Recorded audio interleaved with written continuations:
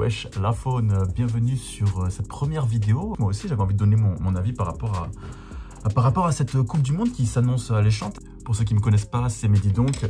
J'ai fait quelques vidéos sur les réseaux, notamment Instagram et TikTok. Je reprends des matchs de foot et je les parodie, mais pas que. On fait également des Disney, des films, des documentaires animaliers. On réagit à l'actualité. En tout cas, on rigole. Si tu n'es pas abonné, eh ben, je crois que c'est le moment, mon ami. En bas. Et avant de commencer, j'avais envie de réagir un petit peu à toutes ces polémiques sur la Coupe du Monde au Qatar. Je condamne évidemment la façon dont cette Coupe du Monde a été organisée. J'ai pu voir le documentaire qui est très intéressant sur Netflix, qui évoque toutes les corruptions et toutes les manigances qu'il y a pu y avoir au sein de la FIFA depuis quelques années. En plus de ça, forcément, il y a eu le nombre de décès sur les chantiers de ces stades sur le plan écologique, sans parler du fait que cette Coupe du Monde en plein milieu de l'année, que ce soit pour la préparation des joueurs qui ont le droit à 2-3 matchs par semaine pour certains, du coup on le voit, il y a beaucoup de blessés. On pense à l'équipe de France, mais pas que. Il y en a eu dans d'autres sélections, des joueurs quand même assez importants. En tant que passionné de football, je peux pas juste boycotter cette Coupe du Monde et ne pas regarder. Je vais entendre de toute façon les gens applaudir à gauche, à droite, il va y avoir des news sur Instagram. Est-ce qu'on peut vraiment boycotter? Je n'en suis pas sûr. Est-ce que ne pas regarder le match, ça va changer quelque chose au fait que le Qatar, dans tous les cas, organise cette Coupe du Monde? Et finalement, je me demande, est-ce que le Qatar n'est pas en train de se boycotter eux-mêmes? Parce que ils ont prouvé jusqu'à présent qu'ils sont de piètres organisateurs. À cause d'eux, la Coupe du Monde est organisée en plein milieu de l'année, c'est inhabituel, il y a des joueurs qui sont pas prêts physiquement, il y a des blessés, pas seulement en équipe de France. Là, les conditions sont vraiment très chum pour aller voir des matchs à la Coupe du Monde. Certains logements pour les visiteurs, les fan zones, les artistes qui ne veulent pas participer à la cérémonie. Je me demande s'ils sont pas en train de se boycotter un peu eux-mêmes. Donc finalement, mon action, elle est moindre par rapport à l'image qu'ils vont renvoyer eux-mêmes. Mais bien évidemment que je condamne, que ce soit sur le plan écologique, sur le plan humain, droits humains, LGBTQ+, tout ça, c'est pas clean de ouf. Ceci étant dit, maintenant on peut commencer à regarder un petit peu les groupes.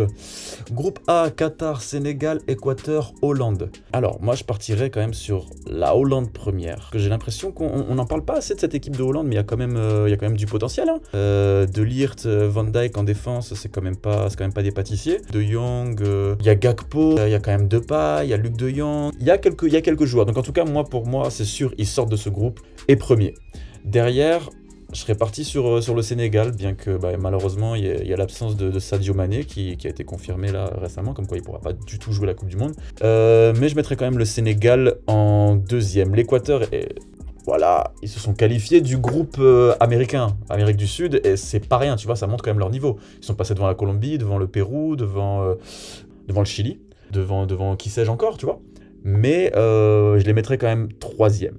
Le Qatar, j'avoue, pour moi, à part si ils ont tricoté des choses en coulisses, et on ne sait pas encore à quelle surprise on va avoir le droit, mais pour moi, c'est mort. Pour moi, ils vont se faire piétiner. Que ce soit la Hollande ou le Sénégal, ils vont se faire piétiner. L'Équateur, à la rigueur, mais le Qatar, à part Afif et Ali devant, j'ai voulu regarder un petit peu les highlights du Qatar. Est-ce du football ? Ensuite, groupe B, Iran, États-Unis, Angleterre, Pays de Galles. Groupe très anglophone. J'ai du mal à me décider pour celui-là. Parce que l'Iran, pour moi, ils ont quand même une équipe pas dégueu. Avec Mehdi Taremi. Mehdi, un grand beau gosse, normal. Pour moi, l'Angleterre va pas finir première de ce groupe. L'Angleterre, ils ont un vivier de fou. Tu regardes leur équipe, c'est flippant. Ils ont tellement de joueurs qui peuvent se permettre de ne pas convoquer des gars comme Tomori, comme Tony, qui fait un début de saison de Tony Truant, comme on dit dans le jardin. Ça a du mal à jouer ensemble. Pour moi, ils peuvent se faire surprendre. Et ils peuvent se faire surprendre non pas par les États-Unis, non pas par l'Iran, mais par le Pays de Galles. Je sais pas pourquoi, moi je mettrais le Pays de Galles premier. Ça n'engage que moi. L'Angleterre deuxième. Et ensuite, on partirait sur l'Iran qui crée la surprise et USA en dernier. Mais attention quand même aux États-Unis, parce qu'ils ont une équipe pas trop mal, mais pour moi, ils sont pas encore prêts. Pour moi, ils seront plus prêts pour leur Coupe du Monde qu'ils vont organiser chez eux. D'ailleurs, cette Coupe du Monde, on n'en parle pas assez. Mais cette Coupe du Monde, c'est la dernière fois qu'on a le droit à une Coupe du Monde sur ce format-là. Là, le truc les groupes à 4, 32 équipes. Après, c'est fini. Après, ça va être des groupes de 3 avec les 2 premiers qui se qualifient. Cette Coupe du Monde va être bizarre, en plus partagée en 3 pays immenses, entre les États-Unis, le Canada et le Mexique. Donc profitons de cette Coupe du Monde malgré les conditions. Mais les États-Unis, en tout cas, pour moi, ils sont pas encore prêts à faire le taf. Ensuite, groupe C, Arabie Saoudite, Mexique, Argentine, Pologne. Pour moi, bon, l'Argentine, direct. C'est la Coupe du Monde de Léo Messi, j'ai l'impression que toute l'équipe joue pour lui. Ils sont sur un sans faute, je crois que j'ai 35 matchs, 36 matchs sans défaite. J'ai peur de dire une bêtise, mais j'ai beaucoup de matchs sans défaite en tout cas, moult matchs. Ensuite, je mettrai quand même l'Arabie Saoudite, jamais de la vie. Encore, je peux citer des joueurs d'à peu près toutes les équipes, mais pas de l'Arabie Saoudite. Ils vont se faire piétiner, mesquine. Ensuite, je mettrai le Mexique. Le Mexique parce que la Pologne, mis à part Szczesny, Lewandowski, et il y en a un au milieu, je l'ai sur le bout de la langue, mais non, il n'y a rien. Argentine, Mexique, puis Pologne, puis Arabie Saoudite. Miskin, paix à votre âme. Groupe D, Tunisie, Danemark, France et Australie. Nous y voilà. Alors, il y a ce truc de la malédiction du champion du monde qui ne passe pas les groupes. Moi, je sens que l'équipe de France va défaire la malédiction parce que Didier Deschamps, parce que équipe de France, parce que retour de Benzema. Pour moi, l'équipe de France, elle passe, mais, parce qu'il y a un mais, c'est le Danemark qui va finir premier du groupe. Parce que le Danemark, ils ont un nombre de joueurs de ballon, et on l'a vu, hein, ils ont posé des gros problèmes au dernier Euro, et même à la France, hein, ils peuvent faire mal à la France. En tout cas, je mettrai le Danemark premier. La France se qualifie, mais deuxième. Et on verra ce que ça donne pour après les huitièmes de finale, mais j'ai peur que ça pose souci. Et ensuite, je mettrai la Tunisie, qui pour moi ne va pas être dégueulasse du tout à cette Coupe du Monde, mais groupe compliqué quand même. Groupe compliqué. Et quant à l'Australie, déjà que ça n'a jamais été un truc de fou, mais encore, ils ont eu des générations un peu plus brillantes que celle-là. Là, l'Australie, à part Moy, le mec qui ressemble à un arbitre, là, au milieu de terrain, ça va être compliqué. On en vient au groupe E, Japon, Costa Rica, Allemagne et Espagne. Alors, c'est dommage parce que moi, le Japon, j'aurais bien voulu les voir plus que 3 matchs parce qu'ils ont une équipe intéressante, hein, avec Takefusa Kubo. Ça m'énerve qu'il n'arrive pas à prendre le niveau parce qu'à chaque fois que je le vois jouer, je le trouve pas mal, le taquet. Après, peut-être qu'à cette Coupe du Monde, Kubo, il va être au taquet. Takefusa Kubo. Mais j'ai peur que malheureusement, dans ce groupe de la mort, le Japon, ils n'y arrivent pas. Ça va être très compliqué en tout cas. En tout cas, je mettrai l'Allemagne. L'Allemagne, on n'en parle pas assez aussi. L'Allemagne, oh, vous vous rendez compte, l'Allemagne? L'Allemagne, à chaque fois qu'ils viennent, à part la dernière, mais à chaque fois qu'ils viennent à une Coupe du Monde, ils peuvent pas juste venir pour rien, ils viennent pas pour faire du tourisme, ils repartent avec une âme. Attention à l'Allemagne, attention. Du coup, je mettrai Allemagne, puis Espagne. Qui a un bon groupe entre jeunesse et expérience, même si l'expérience, vas-y, Sergio Busquets, il a fait son temps, tu vois, respect à la carrière. Mais pour moi, il a fait son temps, ça suffit. Mais il y a quand même un bon gros vivier avec les Ansu Fati, les Gavi, les Pedri, les Ferran Torres, il y a du monde. Pas de réel buteur à part Morata, mais Morata, tu vois. Et le Japon 3e, mais pour moi ça va se jouer très très chaud entre l'Espagne et le Japon. Et puis Costa Rica, dernier. Groupe F ensuite, groupe F. Groupe F, Maroc, Canada, Belgique, Croatie. Groupe très très tendu. Je vous avoue que moi je suis un fervent supporter du Maroc. Voilà. La dernière Coupe du Monde, on s'était tapé un groupe avec l'Iran, Portugal, l'Espagne. Ça c'était chaud, et on a failli créer la surprise, parce que l'Espagne, on a failli les surprendre. Et malheureusement, but contre son camp, l'Iran, la El Kaabi, je l'oublierai jamais celui-là. Mais en tout cas, ce groupe, pour moi, n'est pas imprenable pour l'équipe du Maroc. Le Canada, qui a quand même une bonne équipe, avec Davis, bien sûr, avec Jonathan David, avec Buchanan. Il y a du potentiel, mais pour moi, ils sont pas prêts. Ils vont beaucoup apprendre de cette Coupe du Monde, et ils seront chauds pour la Coupe du Monde qu'ils vont organiser chez eux. La Belgique, bête de vivier, hein, bête d'équipe, mais bon, est-ce qu'on peut encore faire confiance à Hazard? Il n'a pas beaucoup de rythme. Lukaku, c'est pareil. Finalement, on compte sur Courtois, De Bruyne. On parle pas assez, à mon avis, de Tielemans, qui fait un bon début de saison avec Leicester, qui a mis des buts, laisse tomber. Mais la défense, frérot, la défense. Vertonghen, Denayer, Alderweireld... Il y a des jeunes qui pourraient rentrer, Faes, De Bast ou Tite, pourquoi pas.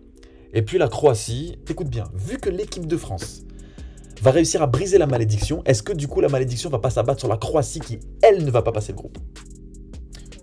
Du coup, mon classement, la Belgique première, le Maroc, puis la Croatie, et enfin le Canada. Tu vois, je le sens comme ça. Ensuite, on arrive au groupe G, ça aussi sacré groupe, hein. Cameroun, Brésil, Suisse, Serbie. Déjà, hop, à l'aveugle, à la Ronaldinho, Brésil. La Serbie, Belek, parce qu'ils ont une sacrée équipe. Je pense notamment à la triplette, la Tadic, Arnautovic et Vlahovic, qui peut faire mal. Mais la Suisse a montré qu'ils savaient mettre des bâtons dans les roues à de grandes sélections. Du coup, je mettrai la Suisse, suivi de la Serbie. Et puis le Cameroun à la fin, juste histoire de ne plus donner aucune crédibilité à Monsieur Samuel Eto'o, qui a fait une grande carrière, attention, joueur incroyable, mais qui à mon avis ouvre un petit peu trop sa bouche dernièrement. On a ensuite le groupe H, Corée, Ghana, Uruguay, Portugal. Alors, la Corée du Sud a une sacrée équipe cette année. Il y a des bons joueurs de ballon. J'espère que M. Heung-min Son se sera remis de son choc qu'il a subi contre Marseille. Parce que sans lui, ça a quand même une autre saveur, cette Corée. Le Ghana qui a une équipe intéressante. Mais est-ce qu'ils pourront faire le poids dans cette équipe, dans ce groupe avec l'Uruguay et le Portugal? Moi, je mettrais le Portugal premier. Parce qu'ils ont un sacré vivier et je pense que ça ne va pas dépendre de Cristiano Ronaldo. Et pourtant, Cristiano Ronaldo, c'est lui qui m'a fait kiffer le foot. C'est lui qui a fait que je driblais autant quand j'étais jeune. C'est en regardant ses vidéos que je me suis dit j'ai envie d'apprendre à faire le tour du monde. Lui et Ronaldinho. Et quand je vois ce que le joueur est devenu, ça me fend le cœur. Donc en tout cas, pour revenir à cette sélection du Portugal, gros vivier, Ruben Dias, le duo de latéraux là, avec Nuno Mendes, Cancelo. Le milieu, Bernardo Silva, Bruno Fernandes, Danilo. Même Danilo, il est très chaud en ce début de saison. Et après, en attaque, on a quand même du Rafael Leao, du Joao Félix, du quand même Cristiano Ronaldo. En tout cas, sacré vivier. Donc pour moi, le Portugal passe, mais ça ne sera pas sur les épaules de Cristiano Ronaldo. En deuxième, je mettrai l'Uruguay, qui a un mélange de talent et de niaque. On le sait, l'Uruguay, c'est des soldats de fou. Du coup, l'Uruguay, ouais, deuxième. Puis je mettrai la Corée du Sud, le Ghana, en dernier. Du coup, on arrive en huitième de finale. En huitième de finale, on aura le droit, du coup, d'après mes prévisions, à un Hollande-Angleterre. Sacré huitième de finale qui te donne mal à la tête. Mais pour moi, à cause de toute cette histoire de, oui, l'Angleterre... Parce qu'en fait, le problème de l'Angleterre, c'est qu'ils ont des gros joueurs. Mais toute l'année, en fait, ils jouent tous les uns contre les autres. D'ailleurs, tu regarderas... ça a beaucoup été révélé sur les réseaux sociaux, mais le seul Anglais qui joue en dehors de l'Angleterre, c'est Jude Bellingham. Et je pense que ça leur porte défaut. Parce que du coup, ils n'ont pas ce pouvoir d'adaptation, tu vois. Quand ils se retrouvent un petit peu hors de leur zone de confort, alors que Jude Bellingham, et c'est pour ça que c'est en train de devenir un très très gros joueur, c'est qu'il a pris le risque d'aller jouer en Bundesliga, de jouer à l'étranger. Et j'espère qu'il va continuer à l'étranger. Parce que là, c'est sûr que c'est sa dernière saison au Borussia Dortmund. Mais j'espère qu'il continuera à l'étranger et j'espère qu'il va inviter, surtout que ça va inspirer d'autres joueurs anglais à aller tenter leur chance ailleurs. Oh les frères, bougez un peu. Vous êtes très casaniers, je trouve. Pour moi, c'est la Hollande qui se qualifie. Ensuite, on enchaînerait sur un Argentine-France. Le remake de la dernière Coupe du Monde. Est-ce que si l'équipe de France s'arrêtait là, ce serait pas déjà très noble de la part de l'équipe de France, qui sort de son groupe, malgré le nombre de blessures? Mais pour moi, le football et l'histoire du football fera que malheureusement l'Argentine va passer. Et pourtant, je souhaite que ce soit l'équipe de France. Mais j'ai l'impression que l'équipe d'Argentine est plus parée. Maintenant, ils peuvent plus se faire surprendre par Kylian Mbappé. Il leur a fait trop mal la dernière fois. Ça va être un match très compliqué qui, pour moi, pourrait aller jusqu'au tir au but. Et du coup, très cruel pour l'équipe de France. Ensuite, bon... Allemagne, Maroc. J'ai dit tout à l'heure que l'Allemagne repartait toujours avec une âme. J'espère que ce ne sera pas l'âme du Maroc. On aimerait bien, tu vois, sortir la tête haute, tu vois, les narines dilatées et fières, tu vois. Et je pense que l'aventure du Maroc s'arrêtera là. J'espère juste qu'on va pas se faire allumer, tu vois. Mais pour moi, l'équipe du Maroc aura déjà fait un gros chemin en se qualifiant, malgré ce groupe très relevé. Et du coup, l'Allemagne. Ensuite, Brésil-Uruguay. Ça va être un combat incroyable de Sud-Américains. Le Brésil, il y a un truc qui se passe en ce moment. Je serais pas surpris si l'Uruguay passe et que l'aventure du Brésil s'arrête là, mais pour moi, le Brésil passe quand même. J'ose, je le mets. Pays de Galles, Sénégal. Et en fait, ça a lieu parce que j'ai mis que le Pays de Galles passait devant l'Angleterre. Peut-être que j'ai fait une bêtise, je sais pas. On verra, hein. Le destin nous le dira. C'est le football et ça peut être surprenant, et surtout une Coupe du Monde, ça peut être très surprenant. Mais du coup, là, je mettrais le Sénégal qui passe, et ce serait beau pour l'équipe du Sénégal de se qualifier en quart de finale, ce serait génial. Ensuite, on a un Danemark-Mexique, encore un huitième un petit peu en dessous, mais pour moi, le Danemark va se défaire du Mexique et plutôt facilement. Belgique-Espagne, Belgique-Espagne, je me demande si l'Espagne ne peut pas, là, se réinventer et faire quelque chose de bon. Courtois au cash qui connaît bien les Espagnols. Très compliqué, mais je vais partir sur l'Espagne. Ouais, je vais partir sur l'Espagne. Ouais, je suis un grand fou. Ensuite, Portugal-Suisse. Moi, je pense que le Portugal y passe. Quand même beaucoup plus de qualité que la Suisse. Mais on revient là-haut avec un Hollande-Argentine. Alors je pense que du coup la Hollande aura quand même fait une belle compétition en allant jusque là, mais l'Argentine ils vont être transcendés de toute façon, les joueurs. Vraiment encore une fois j'ai l'impression que les joueurs ils vont jouer pour Léo Messi et pour lui offrir sa première Coupe du Monde. On verra jusqu'à où ça va aller, mais en tout cas ils se laisseront pas avoir par la Hollande qui manque de quelque chose. Donc l'Argentine. Et là on a un Brésil-Allemagne. Brésil-Allemagne. Je pense que défensivement, l'Allemagne, ça va pas être suffisant. Défensivement, l'Allemagne, ça va pas être suffisant pour cette armada brésilienne. Et donc, je mettrai le Brésil qui passe. Et du coup, on a un Brésil-Argentine, mais on y reviendra plus tard. On va accélérer un petit peu. Sénégal-Danemark. Moi, je pense que là, le Danemark se défait et le Danemark va très très loin dans cette compétition. Et ce serait beau pour cette équipe qui est surprenante et qui joue un très beau football, qui est un petit peu trop sous-coté, à mon avis. Enfin, à chaque fois que je les vois jouer, je les trouve vraiment pas ridicules, vraiment bons, et qui ne se laissent pas intimider par des équipes. Et le Sénégal, surtout, aura fait un bon chemin sans Sadio Mané. Ils lui auront rendu hommage. Donc, Danemark. Puis un Espagne-Portugal. Je mettrai le Portugal qui passe. La dernière rencontre entre Espagne et Portugal, c'était une victoire de l'Espagne, je crois. Hein. Mais cette fois-ci, le Portugal qui arrivera à se défaire, à mon avis. Un petit peu plus de qualité encore que l'Espagne. Mais en tout cas, du coup, deux demi-finales très intéressantes. Un Argentine-Brésil. Neymar-Messi qui se rencontrent là. Si, je l'espère, aucun des deux n'est blessé, parce que c'est vrai qu'on pense pas à ça, hein, mais il y a une telle intensité dans ces matchs qu'on n'est pas à l'abri qu'il y ait des blessés à ce niveau-là. Est-ce que le Brésil sera encore aussi fort? Est-ce que l'Argentine de même? En tout cas, moi, à ce niveau-là, je mettrais quand même l'Argentine qui passe, parce que... Je sais pas. Le Brésil, on les annonce grands favoris, mais pour moi, l'Argentine va leur passer devant, là. À ce match-là, très gros match, très compliqué, qui pourra aller jusqu'aux prolongations, pas au tir au but, mais ça pourrait aller jusqu'aux prolongations. Et un Messi en héros. Et je pense qu'il passe devant le Brésil. Et enfin, là, on a un Danemark-Portugal. Et c'est très surprenant, mais... De toute façon, moi, j'ai envie que ce pronostic soit différent des autres pronostics que vous ayez vus. Je vais jouer le culot. Tout à l'heure, j'ai parlé d'histoire du football. Il y a toujours des scénarios incroyables. Et est-ce que ce serait pas le moment de voir une finale Argentine-Portugal? Et je mets le Portugal. J'avais pas capté qu'on pouvait finir sur ça. Cette histoire de 10 ans de rivalité entre Messi et Ronaldo qui se règle maintenant. Lequel des deux va obtenir une Coupe du Monde? Lequel va rajouter ce dernier trophée qui leur manque, le seul qui leur manque? Enfin, on pourra savoir qui est le GOAT entre Messi et Ronaldo. Moi, je mettrais l'Argentine. Je mettrais l'Argentine qui l'a raté il y a quelques années de ça face à l'Allemagne. Messi, il les a encore là. Lionel Messi qui bat Cristiano Ronaldo en finale. Ronaldo qui sera forcément titularisé. Peu importe, même s'il est blessé, il sera titularisé. Il ne peut pas manquer cette rencontre. Il passera le match peut-être sur civière, mais il jouera. Et il fera un grand match. Attention, il fera un grand match. Mais Lionel Messi est porté par son équipe. Je ne sais pas l'entente que le Portugal aura, enfin l'équipe du Portugal aura avec Ronaldo, mais pour moi, l'Argentine finit là. Voilà mon pronostic. Ça n'engage que moi, mais j'aimerais bien qu'il y ait ce scénario parce que du coup, il y aurait beaucoup de rebondissements, beaucoup de surprises. Au seul regret du coup que l'équipe de France n'irait pas très très loin d'après mes pronostics. Mais en même temps, on a un effectif qui...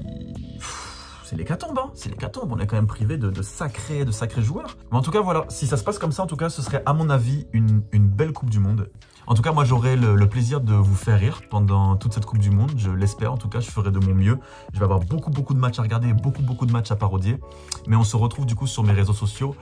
Mehdi donc sur Instagram et TikTok. Et surtout, je vais avoir le grand honneur de présenter mes parodies lors du MAG sur Téléfoot. Du coup, vous pourrez retrouver mes vidéos après certains soirs de match lors du MAG. Du coup, on se donne rendez-vous là. Et bonne Coupe du Monde à tous. Et vive le foot!